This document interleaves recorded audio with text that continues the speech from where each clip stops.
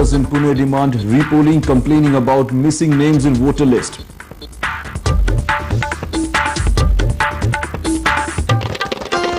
And Santa Cruz Chembur Link Road opens for Mumbaikars, all set to reduce traffic woes in the city.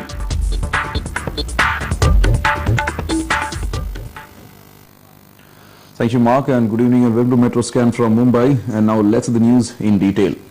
Yesterday, many names were missing from the voters list in Kothurud constituency of Pune region. Rashtriya Samaj Party's candidate Mahadev Jankar from Baramati constituency found that his party symbol was missing from the electronic voting machine, and he blamed the ruling party for this mishap. People who didn't get the chance to vote and complained to the district election officer that they should be allowed to vote. Voters in the Pune Lok Sabha constituency yesterday were not permitted to vote as their names were missing from the voter list. In a reply to this complaint from the citizen, Collector Saurabh Rao said that it was the individual's duty to check for their names before the 15th March. Similarly, director and producer Amol Palekar and renowned Marathi music composer Salil Kulkarni weren't allowed to vote as their names were also missing from this list.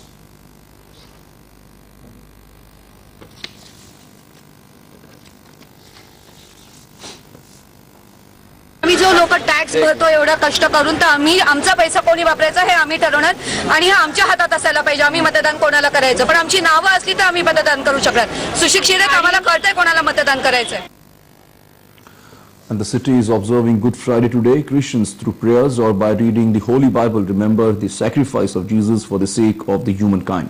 Our correspondent was present at Don Bosco Church in Mumbai at the time of Station of Cross. Today is Good Friday, the day when Jesus Christ, the Savior, gave up his life for the people and for the world. Churches across the city pray Stations of the Cross, which is remembering each act how Jesus was crucified. We have with us Father Ian, who would be explaining us how the day should be observed. Father, what is the message for human beings? The message for humankind today is that the suffering of Christ is not suffering that took place 2000 years ago. The suffering of Christ takes place even today.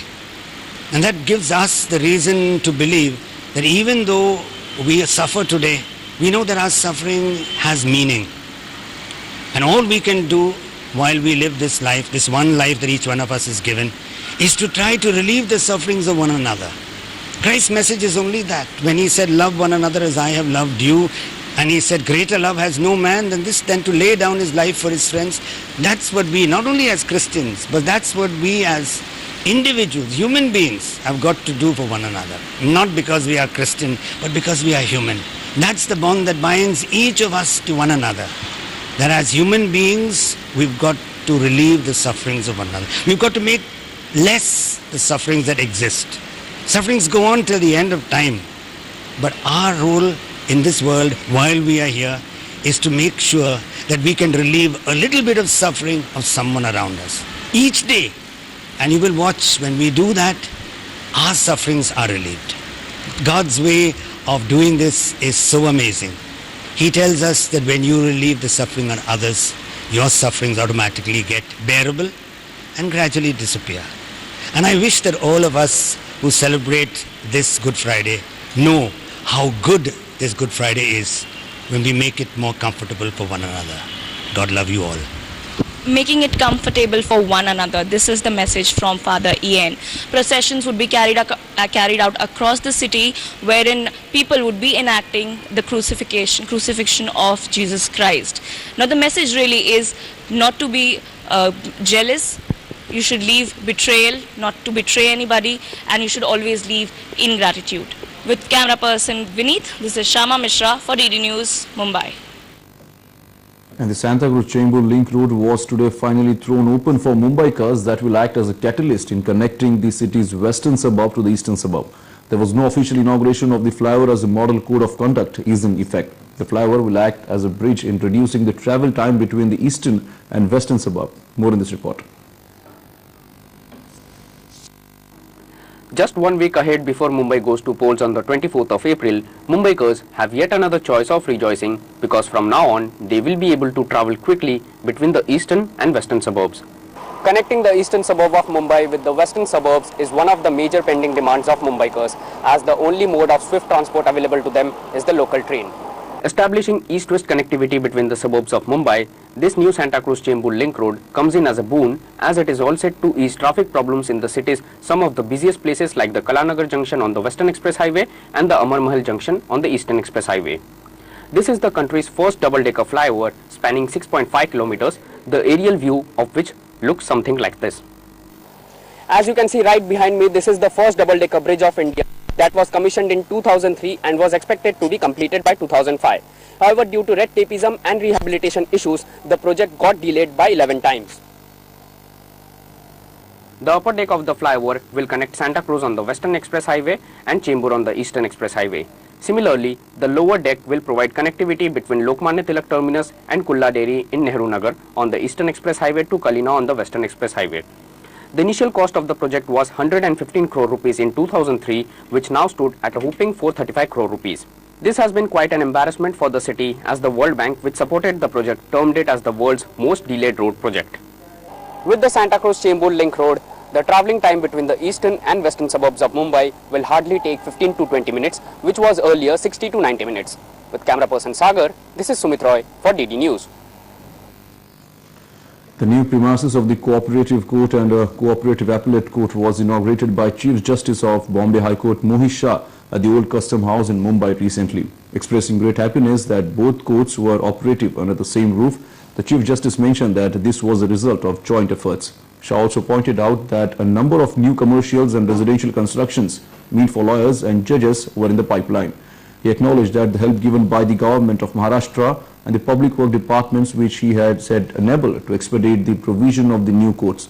Shah also gave credit to the President of the Maharashtra State Cooperative Appellate Court, Shashikant Savle, for pursuing the development till its inception. Members of the Bar Association along with prominent dignitaries in the legal field were also present at the event.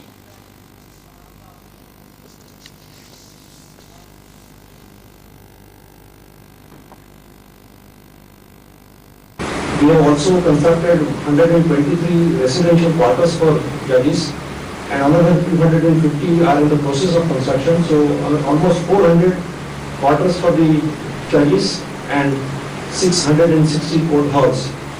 We have also sent proposal to the government for another 160 court halls and 225 quarters.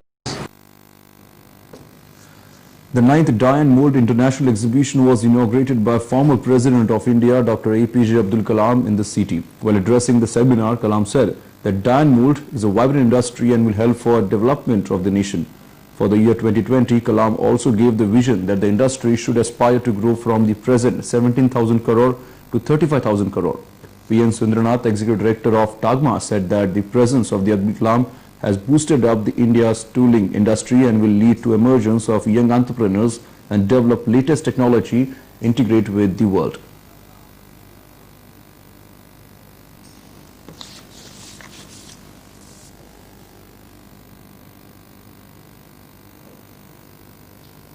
Indian mold industry, if you see today,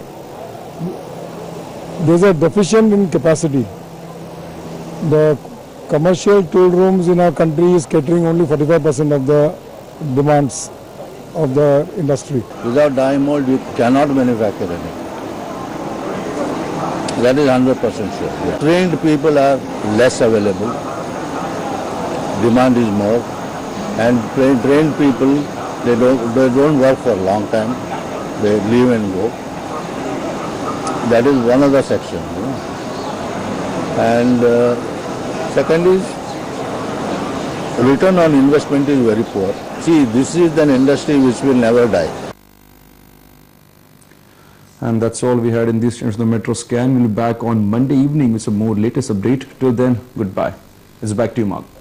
Thanks very much, Shashiv. That's it then on Metro Scan for today. Thanks very much for watching us. Namaskar.